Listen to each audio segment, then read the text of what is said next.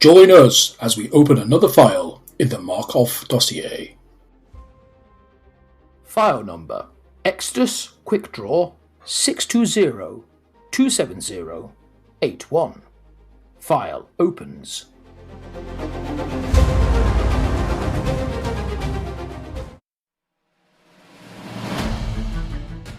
Saluton, and welcome to this episode of the Markov Dossier. My name is Scott, and I'm here with Sam. Howdy, Pilgrims. And today we are going to be talking about something you've probably never heard of it. It's a game called Wild West Exodus. Oh, God, another indie game. Yeah, so what it is this is coming up on the anniversary of us going down to Warcradle last year. When we got to talk about Wild West Exodus with the Warcradle team. And we've seen quite a few things of people saying, oh, I'll believe it when it happens. I don't think it's going to happen. Warcradle are never going to support this game, blah, blah, blah, blah, blah. Well, we're here to tell you that we have played an alpha version, and Warcradle in the past couple of days have also shared some photos of their playtesting. Yeah, it's definitely happening, guys. It is going to be a thing. You just have to be a little bit patient. So, yeah. So we got to do a play test of an alpha version. We are not the only people that have play tested this alpha version. Other war hosts, I assume, have seen it, but we don't know which ones. It's that level of secrecy. However, Warcradle have very kindly given us permission to chat in very, very broad terms about some of the things we see. We cannot be too specific, unfortunately. We have been told very clearly we can't discuss any of the new rules mechanics we have seen. We have seen some. We are going to give... Basically, it's going to be more like a teaser and reassurance. Yeah, it's happening. But unfortunately, if we were any more specific than broad, the Department of Redaction may come for us and we would vanish completely. And we don't want that. No, not at this time. What we're going to do as a little primer as well is we have gone on to Discord and Facebook and the Warcradle announcement, and we've just collated a lot of the information that's been put out by official channels, either on Discord or in the Warcradle blog or on Facebook from Warcradle staff members. So it has been made public knowledge. And, you know, it is tricky to keep up with the Discord sometimes. It tends to roll along at a pace sometimes. Same with the Warcradle blogs. Sometimes it's easy to miss the posts. I know a couple of times when I've done the pre-order days where I've missed the blog post completely, but I've done the pictures and the post for it. So it's not always easy to keep track of these things. So we just thought we'd throw everything together as a prelude of what we definitely know and we can definitely share because it's been put out there by official channels. And then we will talk, like Sam said, very, very broadly about the playtest that we did.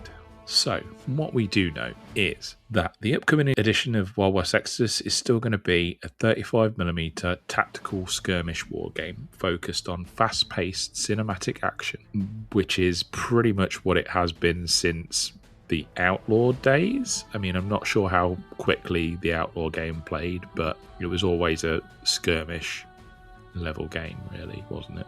Yeah.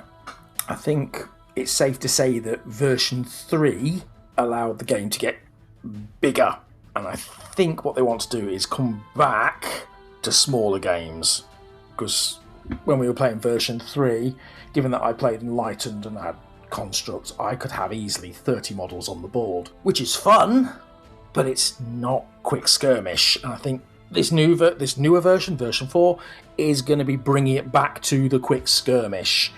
You're only going to have maybe a dozen models. Maybe. Who knows? We're not sure on that one, but we only played with a very small group of models, and it was quick. Yeah. Definitely was quick. Yeah, same for me. Like a watcher's list full of greys could easily be like 20 models. I could just take nothing but greys for the Amber Alpha. Is it Amber Alpha? Amber Clade, Posse, yeah. Yeah. Jocasta. Yeah, Jocasta was very much bringing the greys along, so you could take quite a few units of greys in posses. Yeah, I think the bringing it back down is where the game might be heading. Don't get me wrong, I loved playing version 3 with those, but I do think bringing it back to tight little gangs is what it should be. Yeah, I mean... So I'm looking forward to it. It fits with the narrative, doesn't it, really? And the aim of the game, and we'll sort of go over it when we go over the bits that have been shared, but it fits more in with the Wild West vibe of it. Yeah. More cinematic. Yeah, it's more cinematic. More interesting. And also it fits with some of the other bits that we'll talk about. So, what do we know about the gameplay and narrative? The system aims to capture the feel of a chaotic shootout focusing on immediate decision-making and high-octane skirmishes rather than long-term strategy. The developers intend to integrate more narrative and intimate storytelling into the skirmish experience. While the new edition is not based on the current one, it will retain several familiar concepts and mechanics. So this was something that was in the blog post and pulled out of bits and pieces from Stuart has said on Discord, and it's not really anything that is going to surprise anybody. We are, like I say, we can't talk about what we've seen, but it has been said that there are several things that are staying. I think we're safe to say there's still action cards and there's still D10s. Yeah, I'm fairly certain that's been shared, that the like peripherals, so your dice and cards, are not really going to change much from what's been said.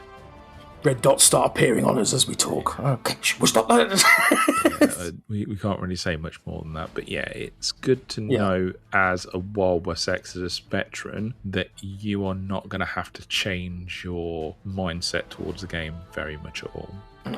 No. Much of it is familiar, but it's been given new flavours. I think is a good way to describe it. Yeah, I think that's fair. Yeah. We move on to the factions and the setting.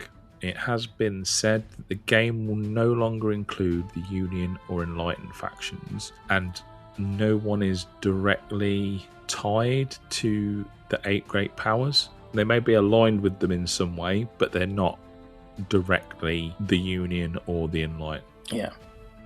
For example, you may get a character that is from Germany, but he's not an agent of the Imperium government. He just happens to be German. Yes, he may have been an ex-Imperium agent, but he is now working for some... whoever. It's also been said that players will have the ability to create and name their own characters and can use existing hero models to represent them in the new system. So anybody that you have currently, they may not be named in the new game, but you will be able to use them as something in the new system. So even if you just go Bobby Six Shooter, who used to be my Law Dogs boss, he is not named in the new edition, but I can still call him Bobby Six Shooter and just give him similar traits that he had in the old Wild West Exodus version, and he will play similar to the way he used to, but not exactly the same because the game's changing, so you won't be able to play exactly the same. But yeah, so any of your models except for the large vehicles are not being invalidated. Yeah. By large vehicles, we mean the old things like the Doomsday and the Ironhide and so on. Yeah, the Rolling Thunder, etc. The old large vehicles, you may have to make your own rules for them if you want to use them, or make them terrain pieces, or whatever, which is a shame. But at the end of the day, we don't want... At the end of the day, infantry versus tank doesn't go well for the infantry usually. So, they don't really have a place in... This is not the place for those great big vehicles. It's a shame because they are beautiful. Maybe we'll find a use for them somewhere else in another game somewhere. We don't know. But for now, I'm afraid the large vehicles are just going to look beautiful on your shelf. Yeah, which is a shame because I did see a Doomsday on eBay today, I think it was. Or yesterday, maybe. Yeah, I saw that as well. And I was like, it's very tempted. But then I thought, it would be a nice centerpiece for a bit of scenery. But for the price, I was just like, no. The Doomsday was very high on my want list. Would look great next to my Ironhide as some sort of scenery. Oh, maybe another time. Yeah. Yeah, I did consider it for certain. There was an Ironhide by the same person as well, and I thought, oh, I haven't got a Ironhide, and then I just thought, well, I'm never going to get to use it now, so maybe not. Yeah. As far as the factions go, the Discord has changed the names of some of the factions, and some of the Enlightened, which is where this came from, is that the Enlightened and the Union had vanished, or no, they'd become archived. Yeah, they've been archived. Yeah. Watch this space. The faction names that are now on Discord are the Law Dogs, Nazombu, Rebellion, Order, Watchers, and Warrior Nation. That is 3 that are staying exactly the same name, and then there's 3 that are changed. Like the Law Dogs, going from Lawmen is not like a big change, really. Nazombu is obviously Marie Laveau and things like that, so that'll be interesting to see what that faction looks like. And the same for Rebellion's going to be Annabelle Hamilton, probably, we think. And then anybody who sits in the old Confederate sort of thing might slot into the Rebellion. Yep, we think so. Because that was what was in Lazarus, if I remember rightly. Yeah, Lazarus sort of covered the very early days of Annabelle, working out how constructs are created, possibly, or something else. I'm not quite sure how they fit into the Nat law yet. What Annabelle was created, are they the first constructs or something else? I think they're the first constructs. But there was also Hellions already in there, so I think maybe it's something else. Because Hellions already exist in that book. I'm going to have to go over another reread and see how that fits in. Yes. So previously, when Armoured Clash and Dystopian Wars was coming out, Stuart has said that 8 factions is like the sweet spot for any game. Having more is too many, having less is too few. So that potentially leaves 2 factions that are not mentioned yet, so it'll be interesting to see what they are when they're sort of revealed. The fact that they've not been revealed already is very interesting, and because we've only played an alpha test version, we have no idea what they could be at all. We are completely in the dark on that.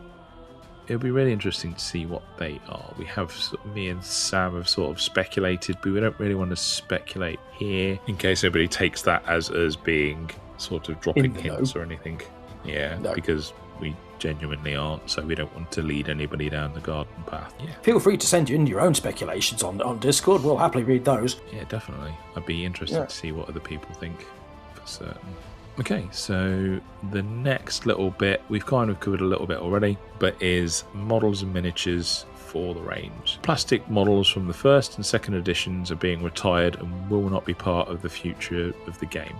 So anything that was an outlaw plastics, so that includes most of the hands units, the Wayward 8, there was another plastic one that was, can't remember what it was, but yeah, anything that was released in plastic prior to War Cradle and they sort of adopted, they're all going to go.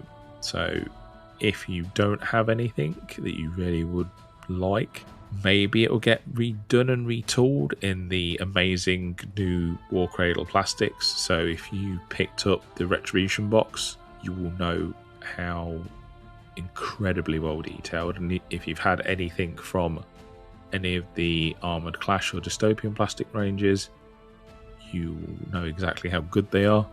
They are coming up towards being on the level of things like Malifaux. We're not quite at GW standards, but honestly, I don't think it's that much of a big leap, really. I still say they're the prettiest.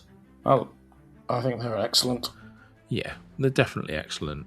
There are people that do plastics that are not as good as War Cradle that are out there. I'm not going to poop on anybody's parade, so I'll keep those thoughts to myself. But yeah, I think definitely there are at least a handful of companies that are fairly sizable producing plastics that are not as good as War Cradle ones. So yeah, I think they're not far off producing some of the best plastic miniatures available. So we've already covered the fact that large vehicles are going. We don't really need to go over that again. But it is worth noting that monsters like the Great Elk will continue to see table play. That's really good because they are some of my favourite miniatures in the range. It'd be interesting to see if they get moved over to plastic. So things like Great Elk, Firebird, Thunderbird, some of the spirit animals for Warrior Nation. Be cool to see them in plastic. The Dark Nation monsters are staying, we think. Yep. So again, them in plastic would be cool. Yeah, so anything that's sort of on a, what would you say, like a XL? Or because L isn't XL that base. big of a base, but XL is quite a chunky base, isn't it? And then there's XL. They changed it. I keep forgetting they changed it to numbers in 3. I never got used to the numbers. It was I was still LXL. Yeah, XL, so 1 small, 2's medium, 3's large, so 4, 5. Is there a 6? I don't think there's a 6. Because that was mainly for things like the Ironhide and stuff, wasn't it? And the Umber King Scarab was on that's not coming back either because that's not one of theirs. That's a shame. It is a shame. You've got I've got one, one, which I'm happy I got before it was retired, because again, it might make a fun game, especially with the lore of it teleporting around. We can maybe mess with the scenario for it in the future, but yeah, if it doesn't make it into the new edition, that's fine. I'm just happy I've got one. Something else that was mentioned, and we sort of, that the development team is currently evaluating the plastic models created for 3rd edition, including the Iron Horse, Tesla bots, Tesla and Eiffel posses. So anything that was in that Retribution box and a couple of the bits that were released after it in plastic, they're kind of looking at to decide, do these fit in the game? I am kind of tempted to buy a box of the Iron Horses on their own to have them as scenery. Like, don't mount someone on the seat and just have them as... just have them crashed in. Yeah, crashed or just parked outside of a saloon, something like that. Kind of fun. That'd be good. Yeah, I am. Yeah, because you get... How many can you build from an Iron Horse box? It's 2, isn't it? I think so, yeah. Yeah. See, basically that was all they released, was the Iron Horses, because you got Vengeance, and then you got Quantrill's posse, or I can't remember the name of it. Apex Hellions posse. Apex Hellions. And I feel like there's another one. Can't remember. No, I can't remember. But I bought the Apex Hellion. I bought Murder of Hellion because I wanted them really badly. Yep. And they are gorgeous, and I'm glad I've got them. Yep.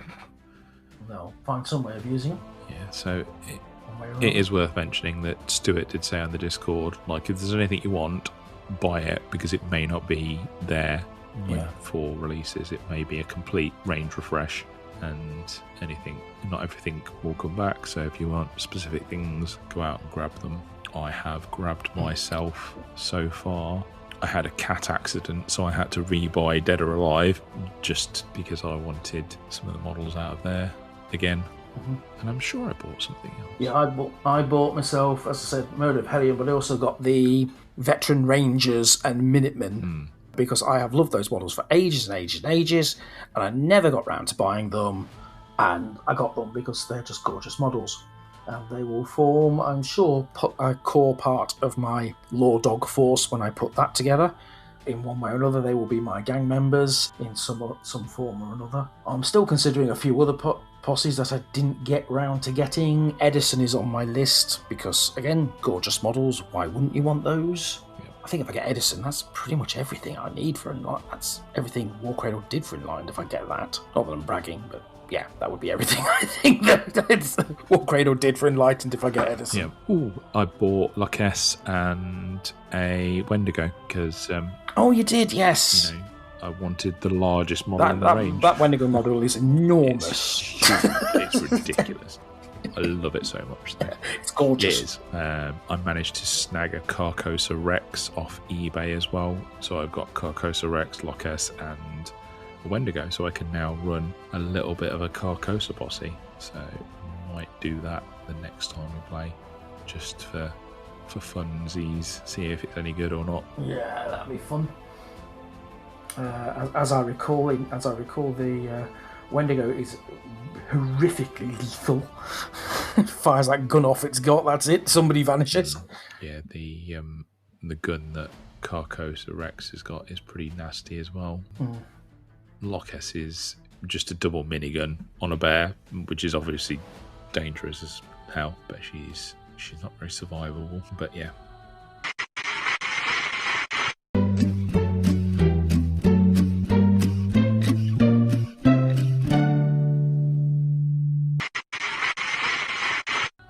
And we're back with no technical difficulties happening here whatsoever. You can play the Please Stand By music now and see how you like it. It's your fault. In when I make problems, it's fine. Everything's fine. Nothing happened. Everything's fine.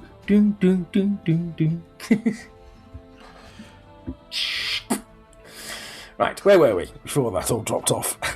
We were both saying if you've not got something you want from the current range, go on, buy it now. Buy it now. Have you bought it yet? Good.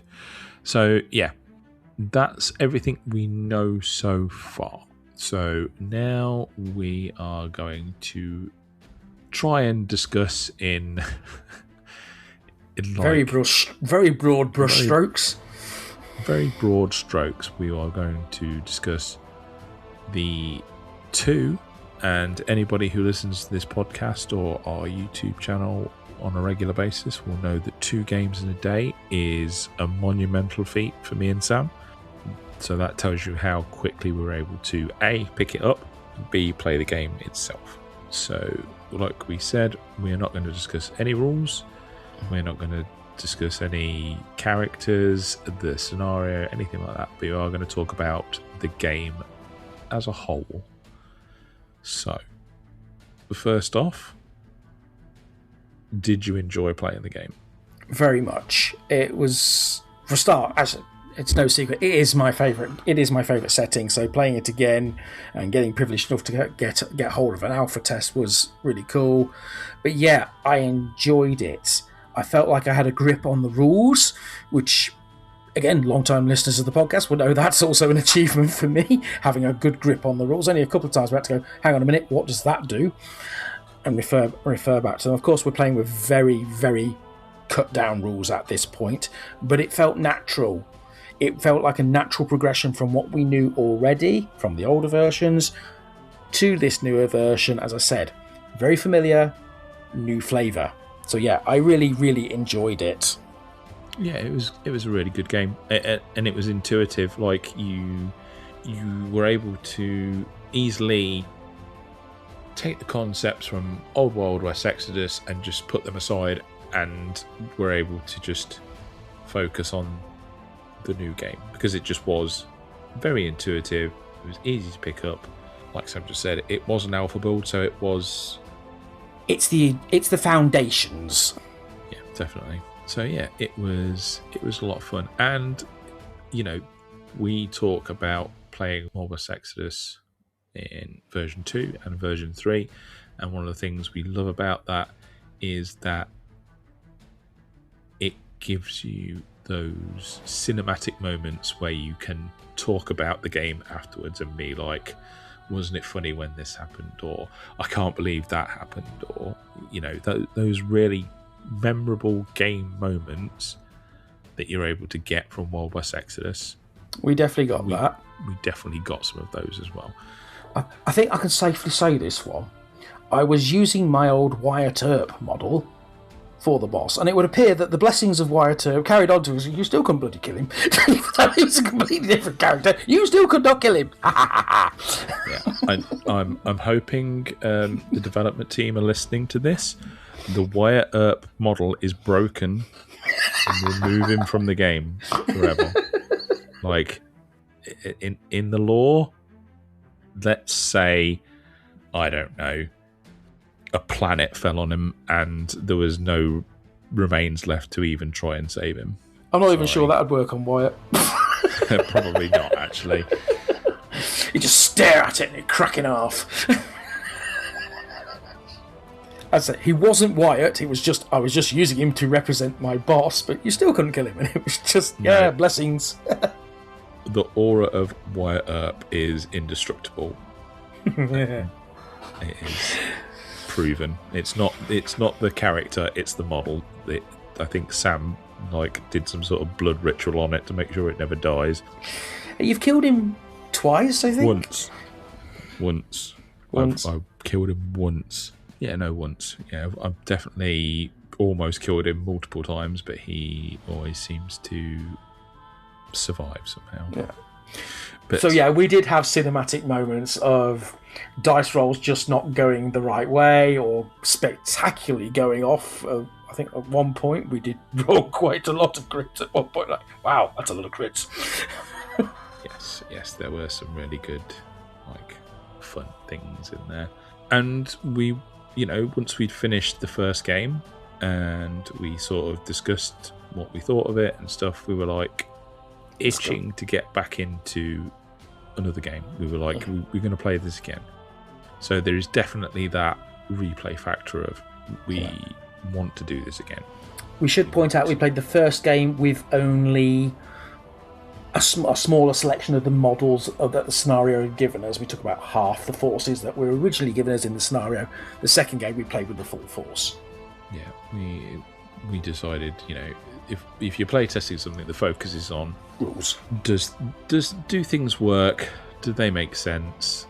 So we decided to play a cut down version just to get used to any of to shake off old edition bleed over and try and make sure we were playing it the way it was written out for us. So it just made sense to play it. But even that small cut down game was a ton of fun. It did feel cinematic. That's the word they keep using. They want it cinematic, and it felt like the end sequence when you've got Magnificent Seven. You've got your guys versus their guys, and it's small and intense, and it's character versus character, not big hands of mobs like version 3 would let you do. It did feel that it was tense, the more in the second game that we played when we had the full people, but there was a lot of tense moments of this really needs to go off, or I'm going to struggle to do this, or can I get this Hail Mary thing to go off, or there was some good tension in the game where you were sort of needing a good roll or a good card. Yeah, there was definitely those Hail Mary moments, those I need to get this score, and the no moments when it didn't go off, and the yes when it did. It had it all. Just that one test game had everything that we love about Wild West Exodus: the comedy moments, the awesome moments, the tense moments, and it was quite a close fight as well. It wasn't wrapped up by turn 3. We went right to the end, and there was a winner, there was a loser. That's completely irrelevant at this point. Who that was? I'll give you a clue. It wasn't Scott. But it was that right up to the last. We hadn't wrapped it all up by turn 3. We went right to the nail of turn 5 to actually find out who won. Yeah, it's another game where, and we've said this for the other War Cradle games that have been done. Armored Clash is the same. We haven't played Dystopian version 4. Yeah, we ain't played DW to V4 yet. No. So we can't really say for certain that that's the way it is. But from reading the Discord things, it seems like you want to play the whole game rather than just being like, oh, it's turn 3. I can't get that objective. I might as well just give up. There's always the maybe if I could just squeeze that objective and that objective, then I could maybe get enough points to win this game for Armored Clash. And that sort of philosophy maybe carried over to Wild West Exodus as well. Yeah. So. It ain't over till the credits roll and the sun, and you ride out into the sunset. Yeah. It did feel very westerny. It definitely had, and like you said, they're aiming for cinematic gameplay, but it did feel very Wild West. There's a lot of those themes carried over into the game, and it's not easy to do that. No. But I definitely think they've nailed some of the stuff for that for sure. it felt good, bad, the ugly. I had the whole Ennio Morricone theme going in my head the whole time. I mean, I tried to get you into it. I got you to watch Good, Bad, the Ugly before we played this game, and you was. Oh, was it before or after you watched it? Sorry, It was after. after. I tried to get you to watch it, and you still don't get Western movies. But yeah, it felt. I had the whole film track score running through my head the whole time. It felt epic. I was smack in the middle of The Magnificent Seven or Good, Bad, the Ugly, or any of those great classic westerns. I felt like I was in it. Apologies. It'd be exciting to see what the more esoteric stuff's going to be like for the factions and how that's going to fit into what we've seen in the alpha test. Yeah, I'm excited. I'm always excited. I live in a permanent state of excitement. Ooh, that sounds wrong, doesn't it? I'm excited for this game. As I said, I can't wait to see what happens when we get the Weird West part of it in there, when the Enlightened start doing stuff, when we start to see what the Order have got in for it, exactly how the Warrior Nation stuff's going to integrate into it. What else can we really say about it other than, it's definitely, I know like I said at the start, there's people that are very negative about what the game's going to look like. If it does come out, they don't think it's going to come out. Warcradle have just stopped supporting it. They don't care about the community. And we have said for a very long time, you just need to be patient. And I think for those people that have stayed patient, they're going to be rewarded. You're in for a massive reward, I believe. Yeah. This game is going to be very good. You just have to remember that they're not GW. They can't chuck out 1 million product lines all at once and see what sticks, and it doesn't matter if one doesn't. They have to build up their production. They have to very carefully choose how they're going to do this. And really, guys, honestly, it's going to be worth the wait. We really do think so. We really, really enjoyed the rules we got to play with. We're just so happy that it is finally happening. We've been on tenterhooks just as much as you have, and now it is actually finally happening. We're very, very excited, and it's going to be worth it when you get it. Definitely. And the potential for, so we know that Stuart said about, like, your characters are going to get better as you play, so that insinuates a campaign system might be part of the New Wild West Exodus stuff, which would be, incredibly good for onboarding people, because it's not a case of you need to buy these 3 boxes to have a force. You can start a slow grow in your community potentially. You can, or if you're a veteran player, you can now take some of your, like, Cool Dave, you could potentially take them and make them worthy of their name. So yeah, it's really exciting. I'm so looking forward to when the new game gets released, and I'm to be honest with you, I'm just excited to play another playtest session if we get to do one, because it was really fun. Funny you should mention Cool Dave. I got him out of the box just yesterday. It's like, here he is. I'll just put him on the shelf where I can see him. And I'll be certainly increasing his lore, and he will definitely be part of my force. If you don't know what Cool Dave is, have a look through the... Did I put it on the Discord? Yeah, I think it was on the Discord, or possibly the Dark Council. If you search for Cool Dave, you should find what I wrote. Yes, it was a good bit of background for just a random menial. And Kowalski is also, potentially going to get his day in the sun. Oh, Kowalski, yeah, definitely. Kowalski is also sitting on my shelf where I can see him at the moment for his glorious victory against the Warrior Nation, though it was many months ago.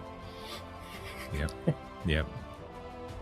Yeah, so there's not really much more we can say about this now, is there? I think we've covered it. I think we've managed to dodge the assassins. Yep, I don't think we're going to get redacted ourselves just yet. Maybe it'll happen in our sleep. Hopefully as well, things have calmed down a little bit in personal lives, so we should, fingers crossed, be getting back to a more regularly scheduled program. He says, hopefully. Now you've jinxed it. Yeah, I have, haven't I? I shouldn't have said anything. I should just kept my mouth shut. But yeah, we should be posting more regularly and doing videos and things more regularly. Sam will be also doing an unboxing of the Enlightened stuff when he gets hold of it. Will I? Yes. Okay, I'll do that. Okay. I've got an idea for some other little bits and pieces that might be coming as shorts soon as well, but audio needs recording for them and they need to be tested to see what they look like, but hopefully that should be coming soon as well in the next month or so. That's it. That is definitely it. There's no more. Indeed. So thanks for listening, everybody, and we'll catch you in the next one. Happy trails, pilgrims. File number: Exodus Quick Draw 620-270-81. File closed. Agent Markov remains at large.